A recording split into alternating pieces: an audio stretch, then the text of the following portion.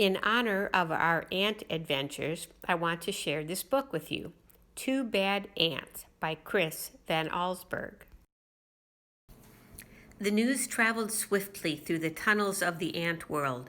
A scout had returned with a remarkable discovery, a beautiful sparkling crystal. When the scout presented the crystal to the ant queen, she took a bite and then quickly ate the entire thing. She deemed it the most delicious food she had ever tasted. Nothing could make her happier than to have more, much more. The ants understood. They were eager to gather more crystals because the queen was the mother of them all. Her happiness made the whole ant nest a happy place. It was late in the day when they departed. Long shadows stretched over the entrance to the ant kingdom. One by one, the insects climbed out, following the scout, who made it clear there were many crystals where the first had been found. But the journey was long and dangerous. They marched into the woods that surrounded their underground home. Dusk turned to twilight, twilight to night. The path they followed twisted and turned, every bend leading them deeper into the dark forest. More than once the line of ants stopped and anxiously listened for the sounds of hungry spiders, but all they heard was the call of crickets echoing through the woods like distant thunder. Dew formed on the leaves above. Without warning, huge cold drops fell on the marching ants. A firefly passed overhead that, for an instant, lit up the woods with a blinding flash of blue-green light. At the edge of the forest stood a mountain. The ants looked up and could not see its peak. It seemed to reach right to the heavens. But they did not stop. Up the side they climbed, higher and higher. The wind whistled through the cracks of the mountain's face. The ants could feel its force bending their delicate antennae. Their legs grew weak as they struggled upward. At last they reached a ledge and crawled through a narrow tunnel. When the ants came out of the tunnel, they found themselves in a strange world. Smells they had known all their lives, smells of dirt and grass and rotting plants, had vanished.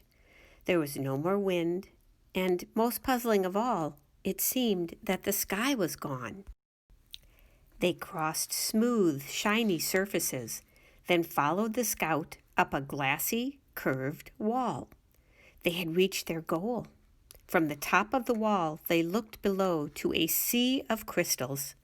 One by one, the ants climbed down into the sparkling treasure. Quickly, they each chose a crystal, then turned to start their journey home. There was something about this unnatural place that made the ants nervous. In fact, they left in such a hurry that none of them noticed the two small ants who stayed behind. "Why go back?" one asked the other. "This place may not feel like home, but look at all these crystals." "You're right," said the other. "We can stay here and eat this tasty treasure every day forever." So the two ants ate crystal after crystal until they were too full to move and fell asleep. Daylight came. The sleeping ants were unaware of changes taking place in their newfound home. A giant silver scoop hovered above them, then plunged deep into the crystals. It shoveled up both ants and crystals and carried them high into the air. The ants were wide awake when the scoop turned, dropping them from a frightening height. They tumbled through space in a shower of crystals and fell into a boiling brown lake. Then the giant scoop stirred violently back and forth. Crushing waves fell over the ants. They paddled hard to keep their tiny heads above water, but the scoop kept spinning the hot brown liquid. Around and around it went, creating a whirlpool that sucked the ants deeper and deeper. They both held their breath and finally bobbed to the surface, gasping for air and spitting mouthfuls of the terrible, bitter water. Then the lake tilted and began to empty into a cave. The ants could hear the rushing water and felt themselves pulled toward the pitch-black hole. Suddenly the cave disappeared, and the lake became calm. The two ants swam to the shore and found that the lake had steep sides. They hurried down the walls that held back the lake. The frightened insects looked for a place to hide, worried that the giant scoop might shovel them up again. Close by, they found a huge round disc with holes that could neatly hide them. But as soon as they had climbed inside, their hiding place was lifted, tilted, and lowered into a dark space. When the ants climbed out of the holes, they were surrounded by a strange red glow. It seemed to them that every second the temperature was rising. It soon became so unbearably hot that they thought they would soon be cooked. But suddenly, the disc they were standing on rocketed upward, and the two hot ants went flying through the air. They landed near what seemed to be a fountain, a waterfall pouring from a silver tube. Both ants had a powerful thirst and longed to dip their feverish heads into the refreshing water. They quickly climbed along the tube. As they got closer to the rushing water, the ants felt a cool spray. They tightly gripped the shiny surface of the fountain and slowly leaned their heads into the falling stream. But the force of the water was much too strong. The tiny insects were pulled off the fountain and plunged down into a wet, dark chamber. They landed on half-eaten fruit and other soggy things. Suddenly the air was filled with a loud, frightening sound. The chamber began to spin. The ants were caught in a whirling storm of shredded food and stinging rain. Then, just as quickly as it had started, the noise and spinning stopped. Bruised and dizzy, the ants climbed out of the chamber. In daylight once again, they raced through puddles and up a smooth metal wall.